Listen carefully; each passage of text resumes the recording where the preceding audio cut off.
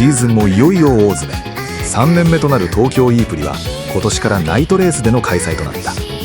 気候変動による暑さ対策に加え、夜の観光需要を掘り起こしたい東京都の思惑が日本初の公道ナイトレースの実現を可能にした。夜遊びしようと銘打たれた東京ラウンドだが、現在ドライバーとチームのタイトル争いは上位のポイント差が接近しているカオスな状態。ここでの順位が最終戦のロンドンでチャンピオンを決める大きなポイントとなるだけに、夜遊びなどという気分に浸っている余裕はないだろう。ゲリラ雷雨でイベントが一時中断することもあったが、この週末のチケットはほぼ完売。初めてのナイトレースを一目見ようと多くの観客で賑わった。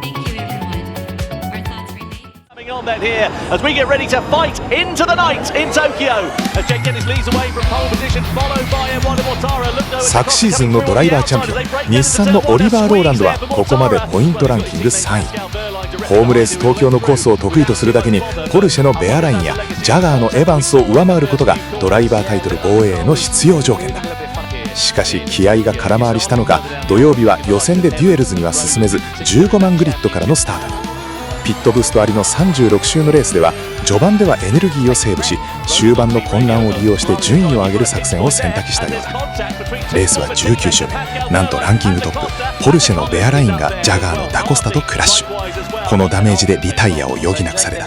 ノーポイントが確定し痛恨のポルシェガレージ。こうした中、クプラキロのティクタムやシトロエンのキャシリー、ジャガーのエヴァンスらが早めのピットブーストに入る。ティクタムはピットアウト後すぐにアタックモードに入り、ポールポジションからレースをリードしていたアンドレッティのジェイク・デニスの前でアンダーカットに成功した。終盤はアンドレッティのデニス、クプラキロのティクタム、そしてシトロエンのキャシリー3台による熾烈なトップ争いが繰り広げられた。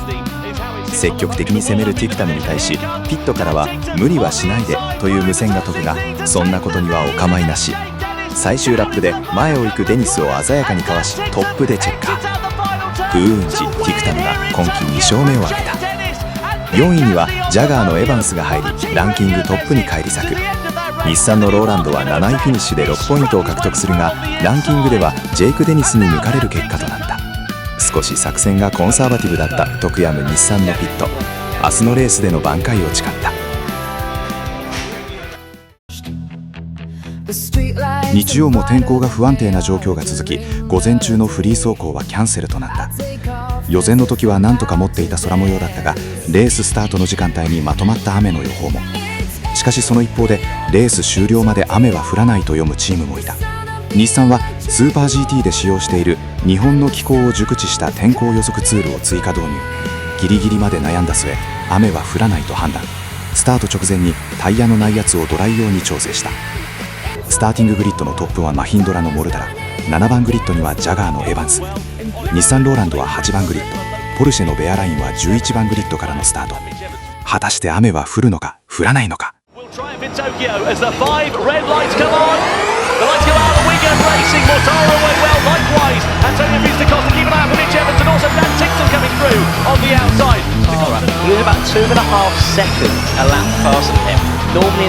レースは19周目に入ると路面が乾き始め、この時点からドライセッティングのタイヤを履いたマシンのペースが上がってきた。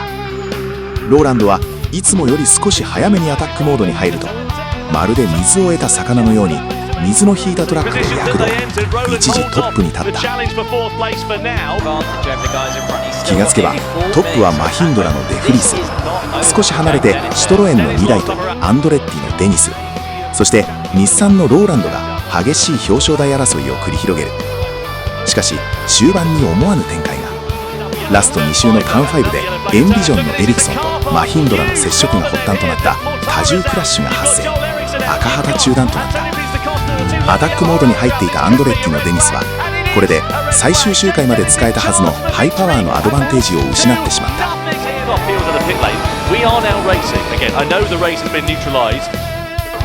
レースはセーフティーカーランの後、ラスト1周のスプリントレースで再開。電力残量で優位だったデフリースが後続を振り切り今季初優勝。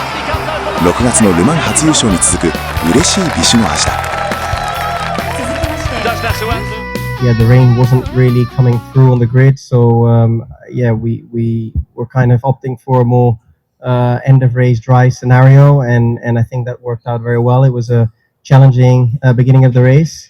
Was also stuck behind another car initially, so lost a lot of ground to the cars ahead. And frankly speaking, I didn't believe it was possible to make up the ground, but we had good energy and good pace once the track started to dry out, and it all came together. And obviously the red flag at the end kind of helped us out a little bit. Jake was coming on strong, but we take it as it comes, and I'm very happy and proud of the execution today.